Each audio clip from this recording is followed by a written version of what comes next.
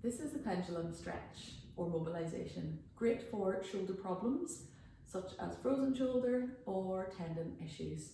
Also very good if you just have tension in the shoulders. What you want to use is a weight. I'm using a little bottle here. What you can use if you have little weights at the house, either 1 or 2 pounds or a small kettlebell, or if failing that, use your milk carton from the fridge. It's very easy to hold on to. So what you're doing is putting your good arm on a chair and letting yourself lean forward.